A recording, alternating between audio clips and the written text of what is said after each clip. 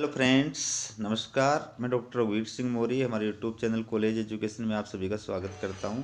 आज अपना टॉपिक है स्विट्जरलैंड का संविधान और फेडरल गवर्नमेंट, संघीय सरकार।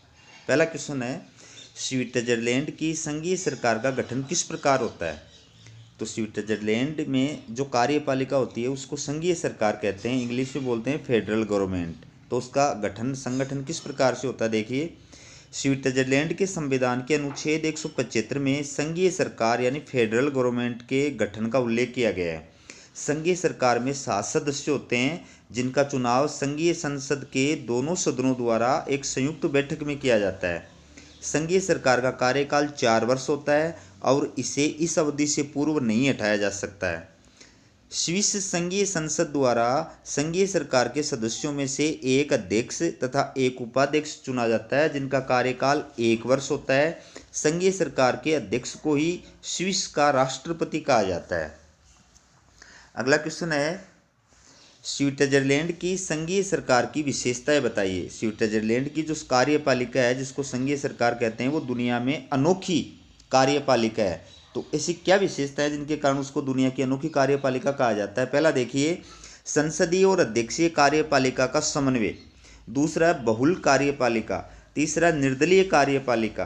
फिर है विशेषज्ञों की कार्यपालिका, स्थायी कार्यपालिका, नेतृत्व विहीन कार्यपालिका, सामूहिक उत्तरदायित्व का अभाव। अगला क्वेश्चन है, स्विट्जरलैंड की संघीय सरकार के कार्य और शक्तियां बताइए।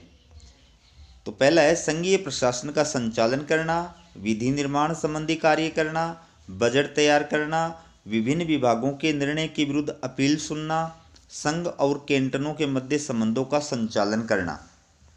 अगला क्वेश्चन देखिए, स्विस राष्ट्रपति के बारे में बताइए। स्विट्जरलैंड का राष्ट्रपति उसके बारे में बताना है। तो देखिए, स्विट्जरलैंड की संघीय सरकार के अध्यक्ष को ही स्विस राष्ट्रपति कहा जाता है।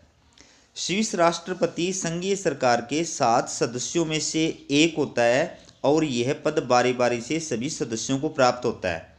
अध्यक्ष यानी राष्ट्रपति का कोई विशेष महत्व नहीं है, वह शक्तियों और अधिकारों की दृष्टि से बाकी सदस्यों के बराबर ही हैसियत रखता है।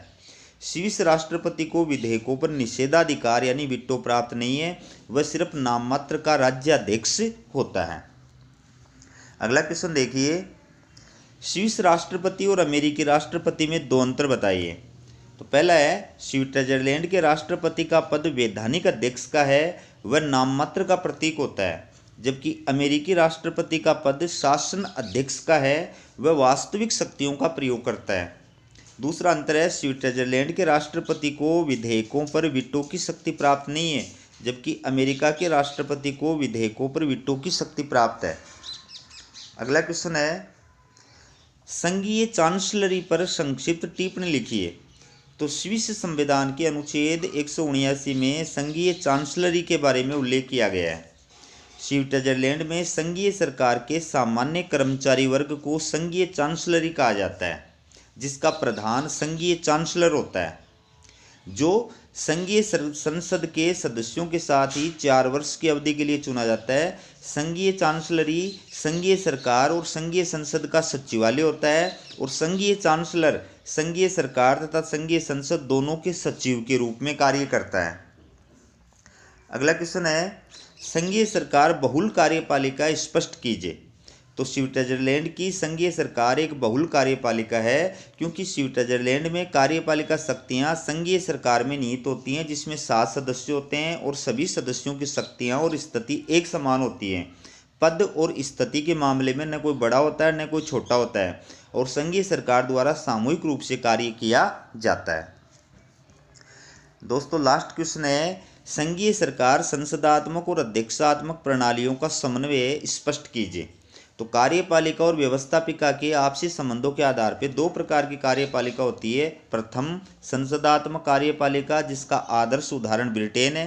द्वितीय, अध्यक्षात्मक कार्यपालिका, जिसका आदर्श उदाहरण अमेरिका है। स्विट्जरलैंड की कार्यपालिका संसदात्मक और अध्यक्षात्मक दोनों ही प्रकार की कार्यपालिकाओं से मूलभूत रूप से भिन्न है, परंतु इसमें दोनों ही प्रकार की कार्यपालिकाओं के लक्षण पाए जाते हैं। तो दोस्तों वीडियो कैसा लगा कमेंट करके ज़रूर बताएं। वीडियो का लिंक ज़्यादा से ज़्यादा विद्यार्थियों के पास में शेयर करें ताकि नए विद्यार्थियों तक भी वीडियो पहुंच सके। और चैनल को सब्सक्राइब करना न भूलें। हमारा वीडियो देखने के लिए आपका बहुत बहुत धन्यवाद।